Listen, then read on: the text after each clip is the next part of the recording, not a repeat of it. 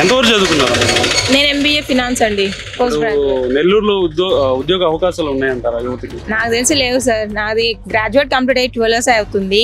Sir ఎప్పుడైతే Telugu Desam party ఉన్నప్పుడైతే ప్రతి ఇయర్ క్యాలెండర్ రిలీజ్ చేసేవాళ్ళు కదా, మనకి జాబ్ క్యాలెండర్ రిలీజ్ చేసేవాళ్ళు. దాన్ని బట్టి నోటిఫికేషన్స్ వచ్చేటి రాసేవాళ్ళమి.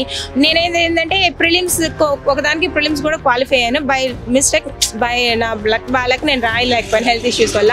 ఈ ప్రభుత్వం ఏంటంటే కనీసం ఒక నోటిఫికేషన్ కూడా రిలీజ్ చేయలేదు సార్.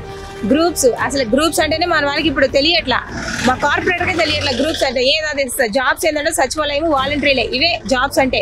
ఆంధ్రాలో జాబ్స్ ఏంటంటే సచివాలయం జాబ్స్, వాలంటరీ జాబ్స్. అంటే ఈ గ్రూప్స్ కానీ, డిఎస్సిస్ కానీ, టెట్ ఎగ్జామ్స్ కానీ ఏమి రిలీజ్ చేయలేదు.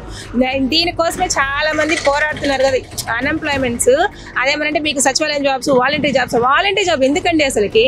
అసలు అన్నెసెసరీ సార్ ఆ జాబ్ ఫెసిలిటీ అయితే లేదు. ఏ గ్రూప్ నోటిఫికేషన్ రిలీజ్ చేయలేదు. ఇప్పుడు ఇంకా బై ఎలక్షన్ నోటిఫికేషన్ వస్తుంది కదా, అందుకని చెప్పి గ్రూప్ 2 ఇప్పుడు రిలీజ్ చేశాడు ఆయన. ఇంకా మార్చ్లో అంటే ఎగ్జామ్స్, అప్పుడు ఏముంది ఎలక్షన్స్ డేట్ ఇచ్చేస్తారు, ఎలక్షన్స్ పెడతారు, ఇంకా అవి కూడా పోస్ట్పోన్ చేసేస్తారు. సో అటు ఇటు కాకుండా అయిపోతుంది. మాకు మనీ దండగ తప్ప అప్లై చేయడం వల్ల ఇంకా ఏ ప్రాబ్లం లేదు, దానివల్ల కూడా ఏ యూజ్ లేదు. ఈసారి నెల్లూరు సిటీలో ఎవరు జెండా ఎగరబోతుంది? నారాయణ సార్ ఆఫ్టర్ 30 years పసుపు జెండా ఎగరద్దు అంతే.